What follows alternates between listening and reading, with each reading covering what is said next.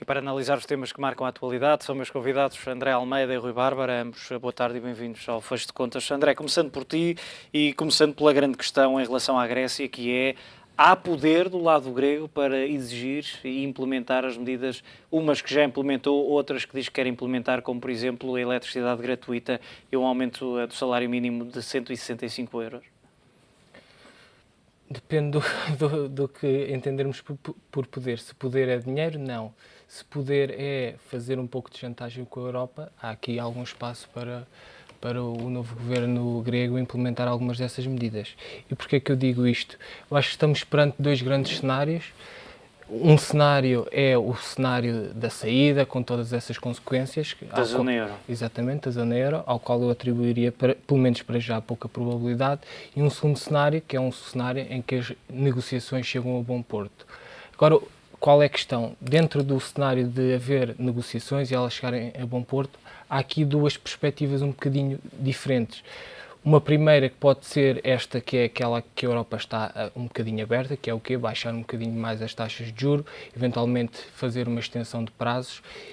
Mas não está previsto um haircut, ou pelo menos Mas não está previsto um haircut, era aí que eu queria chegar, ou seja, do ponto de vista deste novo governo, é necessário um haircut na dívida grega, na dívida pública grega. E depois temos que olhar um bocadinho aqui para os números para perceber como é que ele seria possível e onde é que ele seria possível. Se menos de 20% do total da dívida pública grega está em mãos privadas, e se eles têm cerca de 170% a 175% de dívida em percentagem do PIB, ir aos privados é praticamente, não resolve o problema, é muito pouco, é pouco montante, não é uma solução. Onde é que se teria que ir, eventualmente não, necessariamente aos públicos, ou seja, ir ao BCE, ir ao Fundo Monetário Internacional, ir ao FSF e ir às posições que o BCE tem de dívida pública grega que comprou ao abrigo do programa SMP. E agora aqui é que está o grande dilema e o grande ponto de discussão e como é que se torna a dívida pública grega sustentável. Existem vários cálculos, várias ideias, fala-se numa possibilidade de um haircut entre 30% a 35% na parte pública, o que permitiria baixar, em termos percentuais do PIB, 30 pontos. Mas como é que fica, por exemplo, a dívida que está junto e que vai ter que ser paga a partir de junho ao BCE, por exemplo, sendo que o BCE não pode ter um balanço negativo, ou seja, não pode assumir perdas, neste caso com a dívida, e olhando para a dívida grega e pensando num cenário em que haveria esse haircut. Como é que se resolve o cenário principal que estará em cima da mesa, e tendo em conta essas restrições legais que existem por parte do BCE, seria ir ao empréstimo do FSF e ao empréstimo bilateral, que foi o primeiro empréstimo que os vários países da zona euro fizeram à Grécia.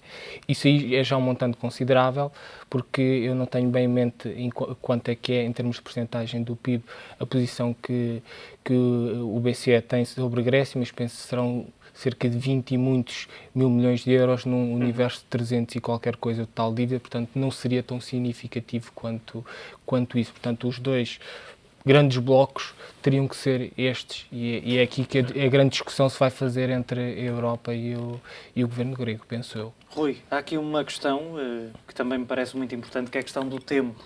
Sabemos que há 2 meses que a quinta avaliação à Grécia está congelada, tem até ao final do mês de fevereiro para chegarem a um consenso, e sabemos também, olhando até para as quedas no mercado ontem por parte dos bancos gregos, estão numa situação complicada. Se o BCE decidir fechar, por exemplo, a torneira do financiamento a estas instituições, podemos assistir a uma sequência de falências no país? Pois, essa é a grande questão, Hugo, e na verdade é a grande arma em termos de pressão que a zona euro tem sobre a Grécia. É justamente o financiamento que o Banco Central Europeu concede aos bancos gregos. Quando tu mencionas falência, não me parece credível. O que me parece credível é que, imediatamente, se fosse realmente negado acesso dos bancos gregos ao financiamento do Banco Central Europeu, tecnicamente é como se eles estivessem fora da zona euro. Era o primeiro passo e um passo muito importante para estarem fora da zona euro, e eu acho que nenhuma das partes quer chegar a isso. Nas por últimas todas as semanas, aquilo consequências. que se tem dito e que mostram os últimos dados é que há bancos gregos que já estiveram ou estão a recorrer ao fundo de emergência do próprio Banco Central seria Europeu. normal, sim. Eles têm vindo, têm um grande apoio por parte do Banco Central Europeu. A grande questão é que, neste momento, a Grécia tem em termos de contas públicas, eles têm um superávit primário, que significa que antes de pagarem dos custos financeiros com a sua dívida, eles já geram mais dinheiro do que gastam. Portanto, o que efetivamente joga aqui a favor da zona euro em termos de poder de persuasão é justamente o financiamento junto dos bancos gregos. Mas novamente levanta a questão, é que se simplesmente o BCE fosse para além de ameaçar, não é? E ameaçar já tem, penso eu, algumas consequências a nível de desestabilizar os mercados. Mas parece que é um cenário provável, ou mais provável, o BCE fechar a torneira de financiamento? Acho que não, porque aí realmente é dizer à Grécia saiam da zona euro. Porque tecnicamente é o primeiro passo para o fazerem. Porque aí eles não têm outra opção senão emitir algum tipo de moeda própria para recapitalizar os bancos e para emitir nos bancos. Sem Banco Central Europeu, teria que ser o próprio Banco Central grego a fazê-lo e faria de sua livre vontade sem ter em conta o desejo dos outros parceiros europeus. Portanto, tecnicamente, estava-se a separar da zona euro. Portanto, se chegar a esse ponto, tecnicamente estão-se a separar da zona euro. Portanto, acho que para além de eventual, dessa possibilidade de ser usada como ameaça, entre aspas, acho que não se vai chegar a tanto, porque aí sim é uma situação de não retorno, se isso acontecer. Mas como é que se justifica, por exemplo, que um país que tem estado a ser financiado por credores ou por parceiros europeus, agora chegue e diga, a meio do jogo, nós não vamos pagar ou queremos outro perdão de dívida e, além disso, apesar de estarmos a receber o vosso dinheiro, ainda vamos implementar medidas que representam mais custos para o Estado? Essas medidas parece-me não, são, do meu ponto de vista, demagogia, não é? Mesmo para os objetivos deles. Ainda assim, há duas que já foram implementadas em Conselho de Ministros, a suspensão das privatizações e a readmissão de funcionários públicos, segundo o Ministro da Administração Pública, que tinham sido despedidos de forma injusta. Sim. De facto, é contraproducente em termos dos objetivos de recuperação da economia grega, eu diria, à partida. Agora, nitidamente, para uma recuperação da economia grega, como é evidente, seria vantajoso a diminuição do custo da dívida. Isso não há a mínima dúvida, porque eles neste momento estão a pagar, como eu disse, têm um superávit primário de se calhar 4,5% do PIB, não é? Que está a ser utilizado para pagar juros. Mas isso não é o que não é o que fizeram Portugal, também a própria Irlanda. Nós não temos um superávit de 4,5%. Sim, não olhando para o superávit, mas olhando para os custos que tens, nomeadamente com o pagamento de juros. Mas esta dívida que eles têm é incomportável, toda a gente sabe isso. É um bocadinho um segredo de polichinelo dizer, ok, os gregos vão acabar este ano com 200% de dívida sobre o PIB. É impagável, não se paga. Isso toda a gente sabe. A grande questão é o que fazer com isso, não é? Parece que há pouco o André falava dos vários cálculos e dos cenários que estão em cima da mesa. Parece-te que poderá haver abertura... Haircuts não. Exatamente. Mas eu acho que... Para uma reestruturação ao nível das maturidades e dos juros poderá haver, eu acho que sim, para um perdão parcial de dívida. Eu acho que seria esse o caminho. Acho que primeiro, parece-me, não sendo entendido em política, acho que a Europa vai tentar falar alto e falar forte. Não, vocês têm que cumprir, etc. e tal. Acho que se o Syriza não se demover com o falar forte das entidades europeias, eventualmente se poderá, ou cabalmente se vai chegar a um acordo em termos de uma diminuição do custo da dívida e eventualmente isso poderá até ser positivo a prazo. Eventualmente essa diminuição do custo da dívida poderá ter como contraponto a continuação da implementação, pelo menos, de algumas medidas. André, esta questão, e falávamos do tempo, olhando um pouco para antes destas eleições e os dados que vieram a público, poderão ser analisados com alguma preocupação o facto de cerca de 10% dos depósitos dos bancos terem desaparecido, terem sido retirados, levantados nas 2 semanas que antecederam estas eleições. Estamos a falar de cerca de 14 mil milhões de euros. É significativo, é um sinal negativo portanto, é um dos grandes perigos e uma das grandes ameaças à banca grega. O Rui falava da questão de, eventualmente, o BCE poder jogar com a questão do financiamento, porque temos que olhar um bocadinho para aquilo que aconteceu o haircut da dívida dos privados e o que é que nós temos agora? Os próprios bancos gregos, eles próprios não têm tanta dívida grega quanto a maioria das pessoas pensam, em termos de dívida pública. Qual é o grande problema? O grande problema é este mesmo, da fuga de depósitos, de ficarem com um balanço desequilibrado, problemas de liquidez e tudo aquilo que vem por aí adiante.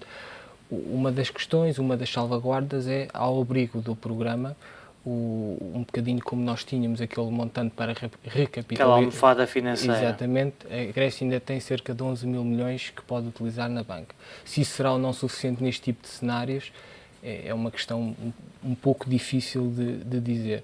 Voltando um bocadinho àquilo que o Rui dizia, da questão a ótica que ele colocava nos prazos. Quando nós passamos dívida de 30 anos para 50 anos ou 60 anos e mantemos taxas de juros baixas, nós claramente estamos a retirar valor, claro, aos credores, seja, pode não ser o cenário do haircut direto, chegar lá e tirar 20% ou 30%, mas quando nós mandamos dívida para 50%, para 50 anos, mantemos os níveis de taxa de juros ou mesmo se baixam, estamos a retirar muito valor aos credores.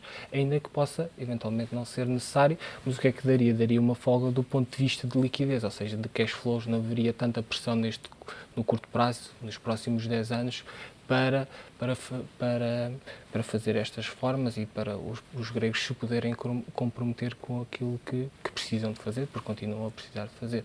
Porque também falavas na primeira parte da nossa conversa sobre a questão da dívida que o BCE tem e destas emissões, destes reembolsos que vão acontecer agora em julho e agosto. É claro, um dos pontos que me parecem básicos do acordo será a União Europeia, através do FSF, ESM, financiar a Grécia para poder pagar ao Banco Central Europeu e lá está, fazer mais este cenário de recalendarizar os reembolsos de dívida, mandar dívida para a frente, mandar dívida para os 30 anos, 40 anos, 50 anos. Portanto, é este bocadinho esse cenário que se tem que fazer. Do ponto de vista dos bancos, é essencialmente este problema de estancar e criar confiança e estancar a fuga de depósitos, porque do ponto de vista da qualidade do balanço, naturalmente que depende essencialmente da evolução da economia grega, mas a parte de exposição à dívida pública é claramente menor e está muito centrada nos bilhetes do Tesouro, que são instrumentos que tendencialmente não têm falhado, normalmente estão fora de PSIs, ou seja, de haircuts. Foi o que aconteceu no primeiro corte de dívida da Grécia. Parece que ninguém quererá mexer nisso, acho que pelo menos para já não se falou sobre isso. E, portanto, acho que são um bocadinho estes pontos para refletirmos. Rui, olhando para outro tema e para a reunião da FED, sem grandes surpresas, diria, esta paciência, que tem sido a palavra de ordem nas últimas semanas ou nos últimos meses nas reuniões da FED, quanto à subida das taxas de juros, continua a fazer sentido ainda? Olhando naturalmente para os dados macroeconómicos que vão sendo divulgados. Por um lado, os governadores da FED dizem que sim e acreditam nisso, não é? Tanto que foram as suas declarações. Mas o mercado parece não acreditar muito, porque, pela reação em termos da dívida norte-americana. Isto porquê? Porque há aqui parece haver uma dissonância, não é? Porque a maior parte dos outros blocos está a emitir, a começar a fazer quantitative easing, enquanto os Estados Unidos, a senhora Yellen e os restantes governadores falam este ano começarem a subir taxas. E, ao mesmo tempo que a inflação nos Estados Unidos, apesar de ser motivado por um fenómeno que a senhora Yellen diz que é transitório, que é parte das commodities, ter vindo a baixar e estar longe dos objetivos da Fed. Agora, que se faz sentido. Eu acho que... Eu pergunto se faz sentido porque os próprios mercados, a forma como reagiram, parece-me que entenderam como uma espécie de paradoxo. E dou dois exemplos de partes do discurso da reunião que dizia, por exemplo, a economia norte-americana está a expandir-se a um ritmo sólido. Sim. À partida, e per si, representaria um motivo para subir as taxas de juros. Aliado a isto, Janet Yellen diz ainda que se está a refletir ou a evidenciar uma significativa criação de empregos. Ainda hoje tivemos os pedidos iniciais de subsídio de desemprego em mínimos de 15 anos. Se a economia, e aquilo penso eu, será uma das questões que os investidores colocam, se a economia norte-americana está a recuperar tão bem, o que é que impede a Fed de subir as taxas de juros? Será que não está a subir ou não está a crescer de forma tão sustentada como a Fed está a dizer que está? Há 2 pontos, do meu ponto de vista, é que a inflação está a cair, que pode ser atribuída a fatores transitórios como a queda das commodities, e outra coisa é que, de facto, na mente dos investidores, tipicamente, quedas estão acentuadas em commodities, especialmente commodities tão largamente transacionadas e tão importantes em tudo que é a economia global, como é o petróleo, quedas de 50%, normalmente costumam acontecer em situações de recessão a nível mundial.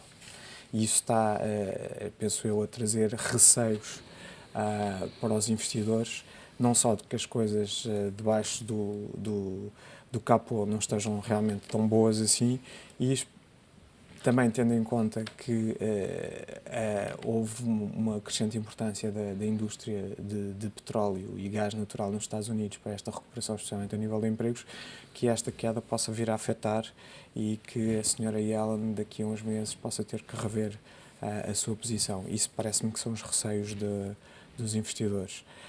Agora, de facto, se vai acontecer ou não, para mim é uma questão em aberto. Porquê?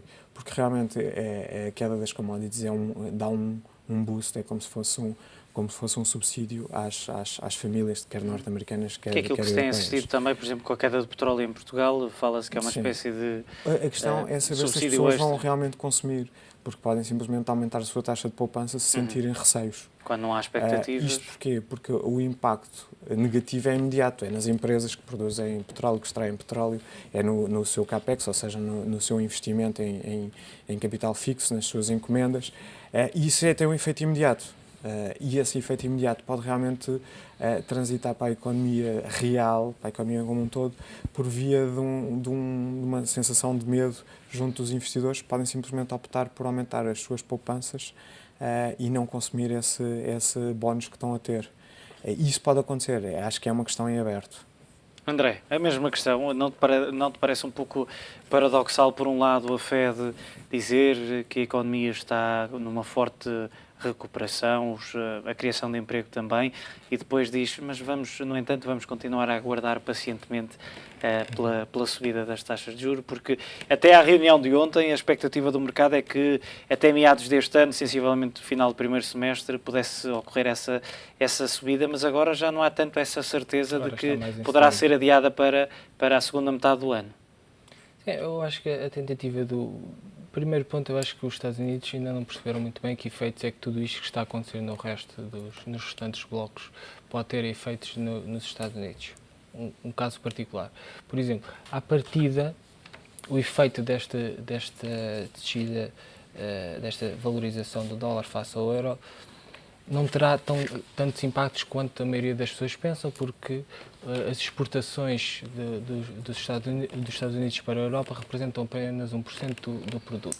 Mas há um conjunto de efeitos, e quando temos todos os restantes blocos, o Rui há pouco falava nessa questão, nós temos o Japão a imprimir moeda, nós temos a própria China a tentar manter os seus níveis de crescimento na zona dos 7,5%, nós temos o próprio Reino Unido que continua a manter a sua política, continua a manter taxas baixas, ainda nas últimas atas ficámos a saber que agora todos os governadores estão de acordo em manter as taxas baixas, mesmo relativamente à Fed. Tivemos todos os governadores a dizerem e a concordarem e a votarem favoravelmente com a manutenção de taxas, coisa que não acontecia desde junho. Portanto, eu acho que, do ponto de vista dos Estados Unidos tem estado a ter bons números macro, mas tem um pouco receio daquilo que tudo o que está a acontecer nos outros blocos possa impactar a economia norte-americana. Penso que é essa um bocadinho o que sai de todo este discurso. Olhando para esses outros blocos, e nomeadamente para um parceiro importante que é a zona euro e para aquilo que o BCE está a fazer, poderá também antecipar-se uma espera ou uma paciência mais prolongada em relação a esta medida? Sim, eu acho que tem bastante a ver com isso. Não vamos olhar para o discurso, é a primeira vez que o discurso faz uma referência direta a desenvolvimentos internacionais. Quando falamos de desenvolvimentos internacionais, para além de toda a questão Rússia, falamos essencialmente do quê? De evolução dos preços das commodities